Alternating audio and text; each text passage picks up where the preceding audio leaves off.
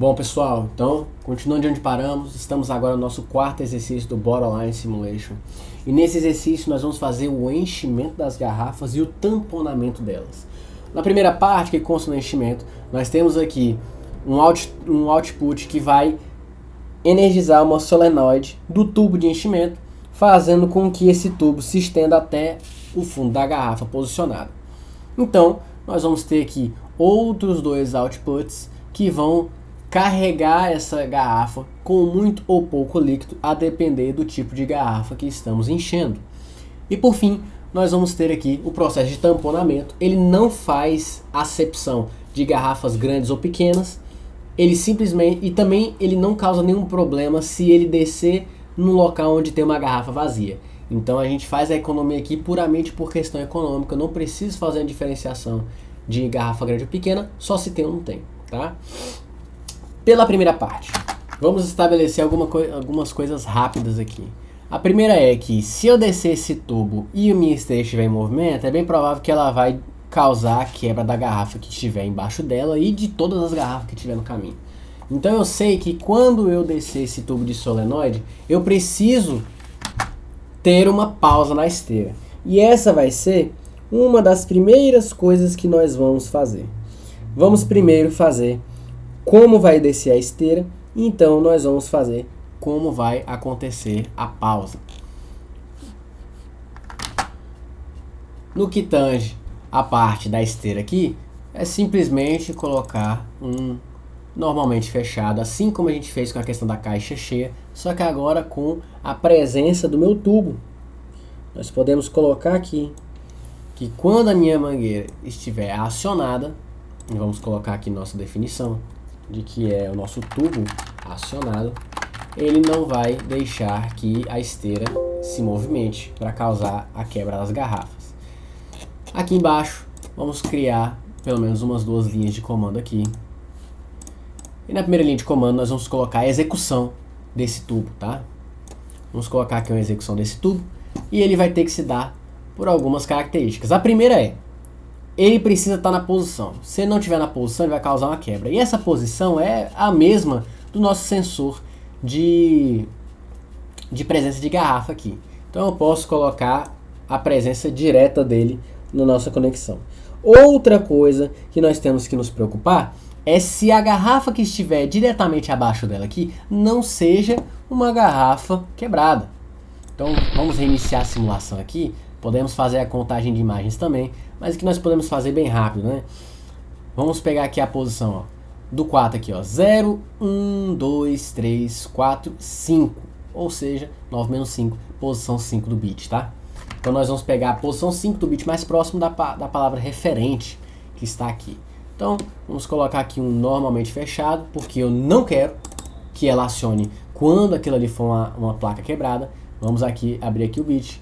Vamos lá na nossa referência para os quebrados, que é o 3/6, e vamos caçar o bit número 5. 1, 2, 3, 4, 5. 5 é exatamente a posição que está aqui em cima, ó, 5 de diferença e o que está embaixo dele. Então, vamos pegar aqui, colocar ele, porque eu não quero que seja quebrado. Vamos já informar aqui, ó, que é garrafa quebrada no tubo, né? E vamos fazer a ligação do tubo. E uma coisa interessante aqui, quando nós fizermos a ligação desse tubo, nós precisamos que esse tubo fique ligado até que se encha os líquidos, né? Senão os líquidos podem derramar. Então eu acredito que seja uma ótima hora para a gente fazer o uso de um LED para isso. E ora, lembrando que o LED ele só é ativo quando energizado, mas ele não é desativado, mesmo que as condições se acabem. Isso porque, no nosso caso aqui, a gente só quer garantir que a mangueira esteja lá até o momento em que a minha função acabar. Tudo bem? Também é uma forma de redundância até, mas nós vamos fazer dessa maneira aqui para garantir nosso funcionamento. Então vamos colocar aqui na nossa linha de baixo aqui já o unlatch do mesmo, né? Vamos pegar aqui a saída dele, tubo acionado e tubo acionado aqui embaixo. E vamos fazer então a parte de descer os tubos de fluido ali dentro, né? Então, nós precisamos aqui, primeiro, garantir que a nossa mangueira, que o nosso tubo, ele foi acionado. Então vamos colocar aqui o nosso sensor do tubo, que vai garantir pra gente aqui, ó, que o tubo foi acionado. E quando o tubo for acionado, eu vou querer então que ocorram duas situações, né? Eu tenho que ou colocar o cheio, o líquido para as garrafas grandes, ou colocar o líquido para as garrafas pequenas. Isso vai depender do quê? Vai depender de qual é o tipo de garrafa que está lá embaixo. Então vou pegar aqui, colocar simplesmente ele aqui, vou colocar ele aqui. Para ficar mais fácil, vamos levar em consideração as cores aqui. Vamos colocar aqui, ó, as cores mesmo, laranja. E o outro líquido que está aqui, vamos colocar uva então. Para parecer algo como refrigerante ou suco, né? Então, eles precisam ter uma condicional, que é saber se aquela garrafa naquela posição ela está quebrada ou não. Então, pela mesma lógica aqui das nossas imagens, aqui é a posição 9 em relação a 0 e em relação a número A1/7 vai ser 9 menos 2, 7 é o bit 7. 7 garrafas de distância entre ela, mais o bit 0 na ponta, tá? Então, vamos pegar aqui, vamos colocar aqui, ó, do jeito certo. Um tem que ser aberto ou fechado. Pelo roxo aqui, ó, small fill, então para me encher as garrafas pequenas. Então, se o meu medidor é de garrafa grande, quando ele for negativo, quando ele for 0, ou seja, se é uma garrafa pequena, eu preciso que ele encha com o suco de uva, ao invés de ser o suco de laranja. Então, vamos pegar aqui o bit de novo. Execução. Você vê aqui, pelo movimento lento, que primeiro ele executa as ordens desses inputs aqui, para então executar as ordens desses inputs. E na questão dos outputs é a mesma coisa. Então, na ordem hierárquica aqui de execução de ordem, esse cara aqui é um dos últimos. Então ele sempre vai sofrer esse atraso de estado. Como que a gente pode lidar com isso? Bem, vamos pensar o seguinte.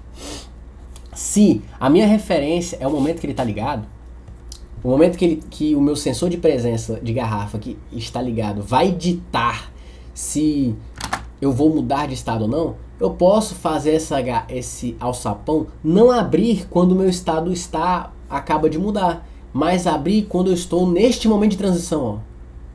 Porque eu vou garantir que a garrafa da frente não seja engolida, porque o meu tubo ele só é acionado quando está na posição. Então, se eu fizer um contratempo aqui, vai ser o suficiente para que ele abra no momento certo. Vamos ver isso aqui na prática? Vamos colocar aqui, ó, PGM. Vamos lá nos nossos separadores e vamos colocar, além de ser uma posição antes do alçapão, vamos colocar um normalmente fechado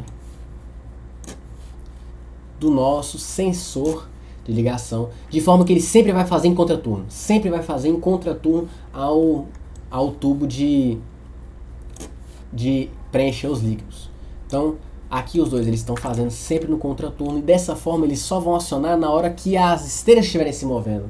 E assim ele não vai consumir duas garrafas de uma vez, porque a primeira garrafa que ele deveria consumir quando estava parado, por ele acionar parado, agora ele aciona em movimento, a primeira garrafa não está mais presente, a segunda garrafa chega, ele cai, a garrafa cai pela esteira e ele desaciona de novo. Então, vamos também fazer aqui a organização, né? Vamos colocar aqui que essa parte aqui é a do enchimento das garrafas. E vamos fazer esse teste. Como é que vai ficar a nossa adaptação para esse novo desafio, né? É interessante que a gente reinicie a simulação, porque lembra, nossa rotina está sempre reiniciando as contagens. Então é interessante que a gente reinicie a simulação sempre, senão ele vai contar errado, tá? Vamos lá. Está executando a contagem, deixa eu aumentar a velocidade aqui de execução. Tudo certo por enquanto, não tem nenhuma garrafa grande para a gente ver o teste.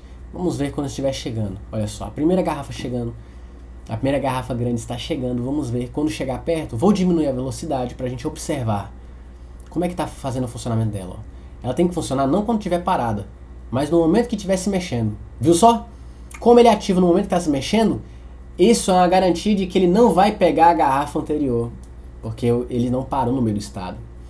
Então, com esse contraturno já foi o suficiente para resolver a situação das duas. Mesma coisa acontece para esse alçapão aqui, tá bom? Como ele sempre acontece durante essa ordem aqui de parada, então agora ele está muito melhor. Outra coisa que nós podemos fazer uma adaptação é que, como as nossas garrafas grandes quebradas estão sendo contabilizadas, o nosso motor está mexendo, o nosso alçapão está abrindo. Então nós podemos fazer uma nova adaptação. Nós podemos colocar aqui na nossa adaptação, aproveitando que a gente já vai parar para mexer, de colocar que o nosso alçapão não vai abrir se a garrafa que tiver aqui estiver quebrada. Olha só que interessante.